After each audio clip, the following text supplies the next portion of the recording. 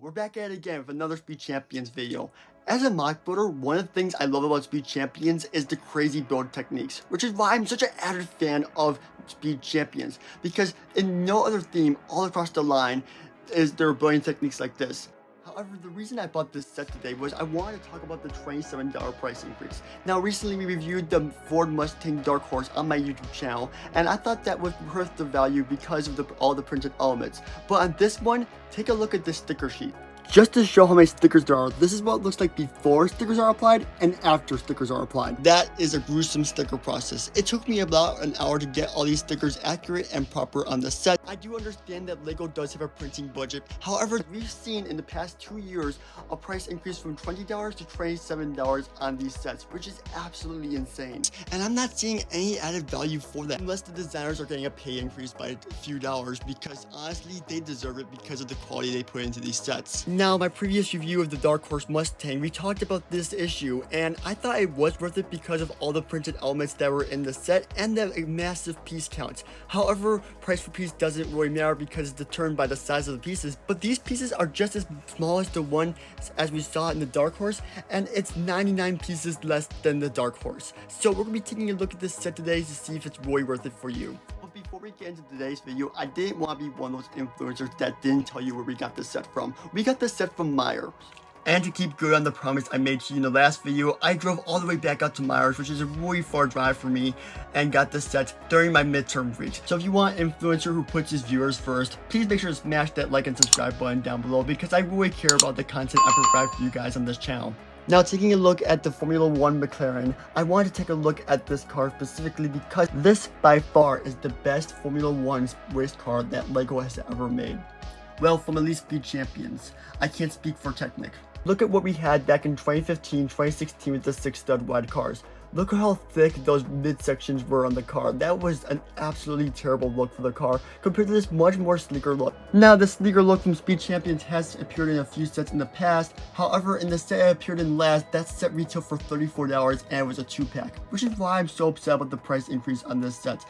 This set just doesn't feel like $27 in my eye. However, LEGO might have an excuse with this set: the amount of brands that are on this set. Now, this set is around 99 pieces less than the Dark Horse Mustang, which saw a price increase as well, but this set has a lot of brands, and that might be part of the cost. Now, I'm not a lawyer in any sense of the word. You're not a real lawyer. However, I do know that branding can be expensive sometimes.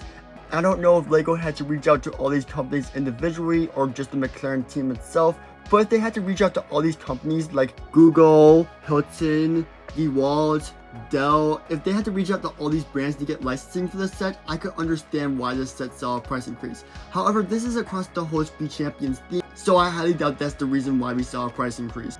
However, the last final point I wanted to make on the sticker printing issue is maybe the fact that they have a hard time printing on curved elements. I can't tell for sure, but I think this might be a little misaligned for my curved element piece in the center. It might be slightly, but I don't think you can even tell it on camera, so it's not a big deal to me. But this other curved element I wanted to talk about was this chrome sticker on here. Now, this piece is completely printed. However, there's one thing that is a sticker on here, which is this chrome logo, which doesn't make a lot of sense to me.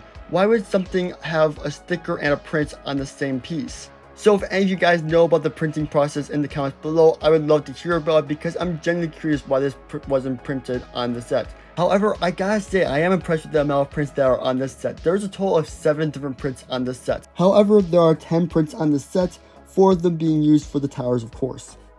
One of the prints I'm most impressed with is the steering wheel. The amount of detail on that thing is absolutely beautiful, and I love the piece usage they used there. They used the remote controller for an Xbox, basically, as the steering wheel for this Speed Champions car, which is absolutely insane.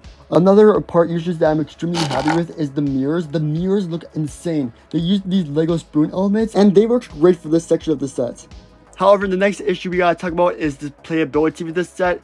It is pretty good in some senses, however it does sag a bit in the middle and some pieces do fall off of it quite easily, such as the front end over here and the back end. These pieces tend to fall off a lot. Also, these are the weakest parts on the set. These two DeWalt logos, yeah, they continuously fall off. But I understand this is also a display thing for collectors. So at the same time, it's a 50-50 give or take, because part of the things that make this set so great is that it's beautiful. However, when children play with it, because it is an affordable price point for most children, but with the price increase to $27, it may not be.